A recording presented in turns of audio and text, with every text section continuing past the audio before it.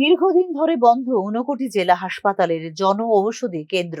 রাজ্য সরকার নির্ধারিত মূল্যে জেনেরিক ঔষধ প্রদানের লক্ষ্যে জন ঔষধি কেন্দ্র চালুর উদ্যোগ নিলেও আজ পর্যন্ত তা বাস্তবায়িত হয়নি 59 জেলা হাসপাতালে।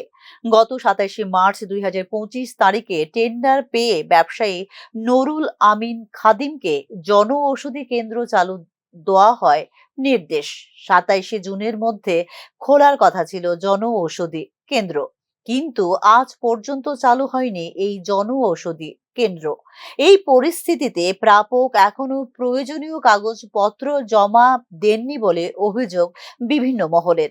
এমনকি হাসপাতালের সামনে তার একটি ফার্মেসি রয়েছে, যা থেকে ব্যবসায়িক স্বার্থে তিনি ইচ্ছাকৃতভাবে দেরি করছেন বলেও সন্দেহ প্রকাশ করেছেন স্থানীয়রা।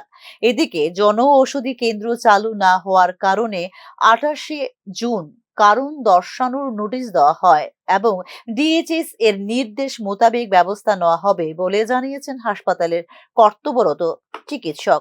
কেন খোলা হয়নি এই বিষয়ে একটু জানতে চাই।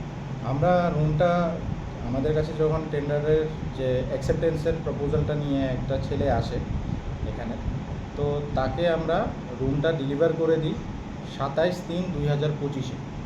তো তারপরের থেকে ওর 3 মাসের একটা ল্যাগ পিরিয়ড আছে, যার মধ্যে ওটাকে ও কনস্ট্রাকশন করে ওটা স্টার্ট করার কথা। তো ওর কনস্ট্রাকশনের পিরিয়ড এখন 27/6 পর্যন্ত জেনারেলি কনস্ট্রাকশনের টাইমটা দেওয়ার কথা।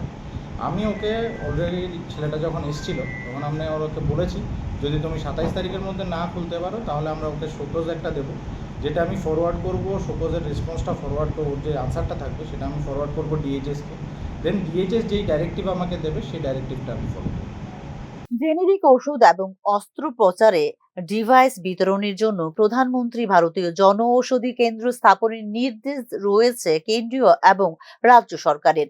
এক্ষেত্রে প্রতিটি জেলা হাসপাতালে বাধ্যতামূলকভাবে থাকতে হবে জন ঔষধি কেন্দ্র, কিন্তু 59 জেলা হাসপাতালে এখনো পর্যন্ত জন ঔষধি কেন্দ্র চালু না হওয়ায় দুর্ভোগের শিকার হতে হচ্ছে সাধারণ মানুষকে।